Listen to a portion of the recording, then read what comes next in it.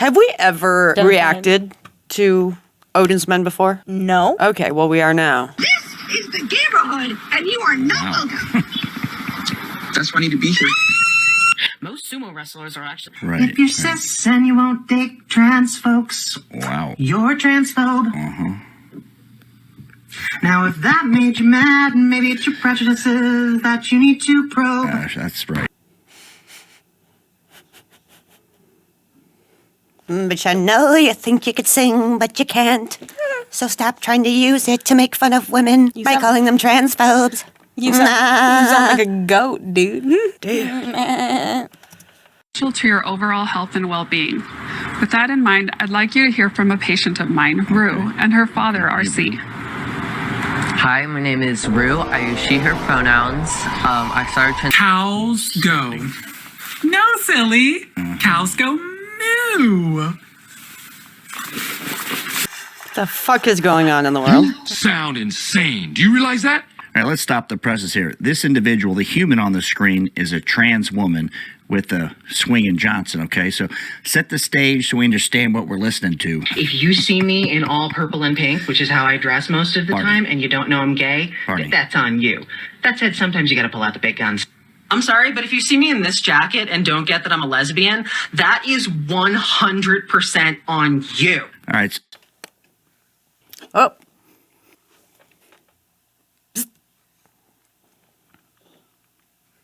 That person has a Johnson, a swinging Johnson. Odin just said. And this person says that they're lesbian. How can you be a lesbian if you're a man?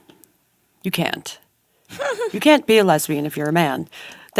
Listen, if you're a lesbian, right, then that means that you want to date lesbians. But lesbians don't want to date trans women who are biologically men.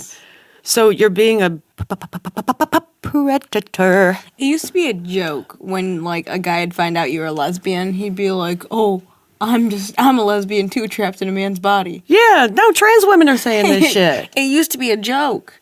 No, thank you. Like, I we don't want you swimming in our pool. Shit like that. And It's not. Why are we doing this? I'm not doing it. No, we as a society. Not They're doing it. As you and me. Why are we doing this? Because this person has some sick need to control women. This is a fucking control thing. Because if you're saying that you're a lesbian, if that person doesn't open their mouth, they can pass for an ugly woman, right? So if they say that they're a lesbian, no lesbian is going to date you unless you're trying to fucking trick them. It's like a straight man saying, "I'm a lesbian and I only date lesbians." No, you're not, and no lesbian will date you. It really used to be a joke, though. I know. No, these people are serious. They really are. So the individual wants to identify as a lesbian. If you've got a member, right? The way I understand it, most lesbians want another woman. They don't want the part below. So I don't know how this works. And it doesn't work.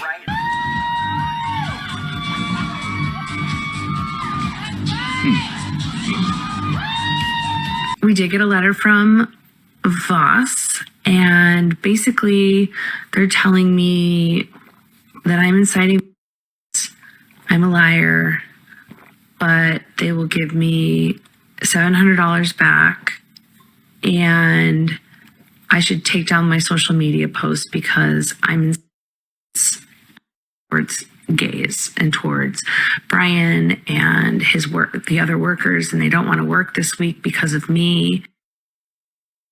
These people always do this shit. They always, I'm hurt. I can't go to school. I feel so triggered and now I'm traumatized, so I can't go to... It's just a fucking excuse to be lazy. These people are lazy. Mm-hmm. And it is a perfect way for them to get away with doing illegal shit. Like stealing money. Like stealing money. On camera. Listen, if I go into a store and then I steal from the cash register and then they start getting on me for stealing money, can I say I'm a lesbian and you're traumatizing me right now? This is not really happening. This is my truth. Here again. Yeah, like these people are fucking insane. You're allowing people to do illegal things just because they're part of the alphabet community. You don't want to call out anyone from that community. Like, we are lesbians, okay, and we don't agree with any of this shit. Men really have the audacity to go and have feminine illnesses. For example, number 1, narcolepsy. Like, I'm sorry? Feminine illnesses? You need to take girl naps in the middle of the day? What is wrong with you? Now, there has been a massive shift. What a shithead. What a shithead. It's not information she's receiving. She's just like, men need to take naps like bitches. What? You don't know what someone's going through. I do know equal men and women who have narcolepsy, by the way. Not to be that person. Just saying, like... It's not like endometriosis. It's not like polycystic ovarian syndrome. Exactly. Now that. It's not like breast cancer, you know what I mean? Like, it's not Even like men can get breast cancer, though. ovarian cancer. Like, it's not like anything. Right, like, exactly. Like, very Don't say that to specific. the trans people. They'll get upset with you. You have ovaries? They think they do. No, they don't. Show me the fucking facts that you have ovaries. No, I said they think they do. Show me the fucking blood. Listen, it's their reality. It's their truth. Why are you giving them such a hard time? You seen Orange is the New Black? Yeah. I'll give them a tampon sandwich and then they can deal with it. Tell me how much you menstruate after that. Tell me all about your ovaries after that. Yummy. So the student who originally asked me about, pronouns and identifiers, and if I had them, I went up to her and I asked what the best way for me to go about this with students was. Let me give You're asking a child? Right? There was no pronoun theater. This was not an issue. They were just a sporty lesbian. That was their jam. And now all of a sudden, she got sucked into the pronoun theater. And they told me that I should take the time and individually ask each student privately to know what their identity was, how I should refer. No. Privately? That's a dangerous thing. No. No. See, then you're getting creepy vibes. You're giving creepy vibes. Like, I'm a creep. Let me just take each individual student into the room over there by themselves and we're talk gonna about their about their sexuality and gender. gender? Dude. It's uncomfortable. No, you don't do that. That is inappropriate behavior. What are you thinking? Why are you asking children how you should handle your classroom? You're teaching them. Weird. Let's ask someone whose brain isn't fully developed a very important question. You're going to get a very intellectually filled answer from that child. What are you thinking? Refer to them and how I should refer to them around their parents, because that's a different issue. I then took a minute to think. Now you're keeping secrets with this child from their parents? Now you're in predatory area. And you're talking to them in private. It's just like super uncomfortable, dude. It's like super uncomfortable. You're crossing lines now. You're crossing lines. All right, let me give you a PSA. We got some delusional fat acceptance. It's not my fault. It's the body I was born in. I don't eat too much to get this big. There's a few of them here, but they're very telling. Very important if you understand how the culture is working. What's going on with Gen Z? Are they all there? Have they been trained to be victims from day one? Let me know. Just stand by watch. Number changes depending on what studies you're reading, but anywhere from 70 to 85% of your body weight, your body shape is actually determined by genetics. So your parents, your grandparents, family history. My mother, my grandparents on my mother's side, and my grandparents on my father's side are all very fat, and they all suffer from eating disorders in their life. It's a shitty food construct is what we got here. So the individual is going to say, hey, we're all...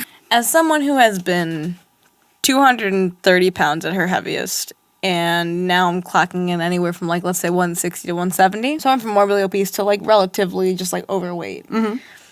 It's 100% the diet and the way you live your life. If you're sitting on your ass all day, if you're doing nothing but eating and sitting around, you're going to gain that weight. And if you actually put a little bit of effort in, I'm not saying that, like, my fix is a fix for everyone, because I know it's not. But if you put some effort into what you're eating and how you're living your life, you're going to at least shed a few pounds. And that's something that a lot of people don't even kind of take the time to consider. I'm fat and I'm just fat this way. I struggled with it too. For a long time, I couldn't lose weight, but I never sat there and said, I'm just fat. I continued to try. Eventually, you'll find the fix. You just got to keep going for it, you know? And sit there and just blame the world and blame genetics and blame things that are out of your control. Fuck that shit. My entire family's pretty fucking fat.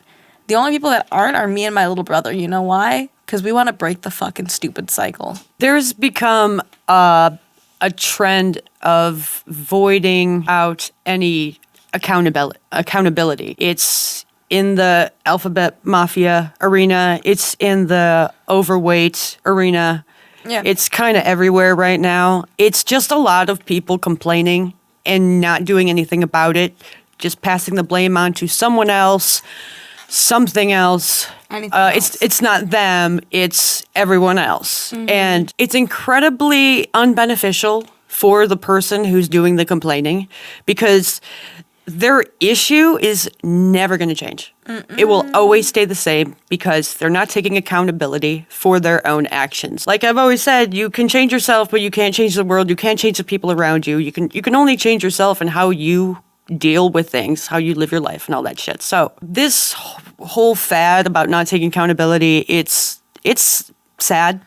Yeah, it is. It really is sad because nobody's changing. No one's getting better. Everyone says they're getting better. Everyone says they're healing and all this shit, but I haven't seen anyone be a better human being, do things in their life that are beneficial. I just see a whole bunch of babies complaining. Well, that's because they're not healing. They're simply forcing other people to embrace their downfalls as if they're something to be proud of. I've never looked someone in the face and been like, love me because I'm fat. If you don't want to be with me, it's because I'm fat. No, if someone hasn't wanted to be with me, maybe my weight has been a small factor. Like maybe they liked skinnier people. Cool, good for them. But I'd say overall, it's my personality. I've gotten some women that are very attractive in my past, looking as overweight as I did. You know why? Because of my personality, not because of the way I looked.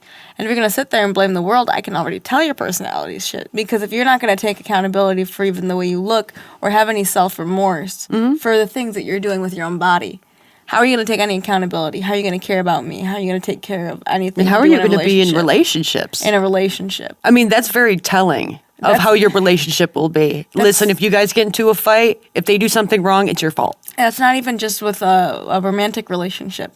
Just any kind of relationship in general. You know that I'll explain it just once for the viewers because I know they don't. The biggest reason I don't speak to my father is for his lack of accountability, pushing it off onto anyone else besides himself, and never taking any bit of responsibility for the actions he's done. And as a 23-year-old, I don't want to associate with a 50-year-old who's in that mental state. Of a toddler. Yeah.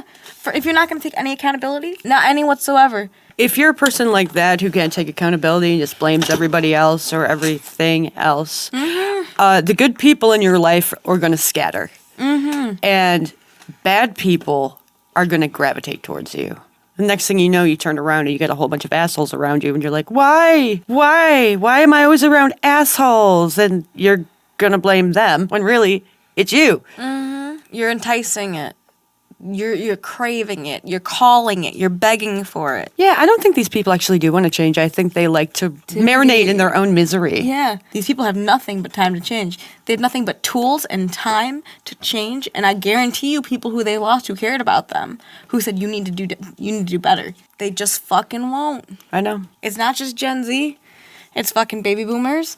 It's fucking this. That's what I'm saying. Like, I think that a lot of it is passed down from the parents. I think social media is bringing out the asshole in everybody.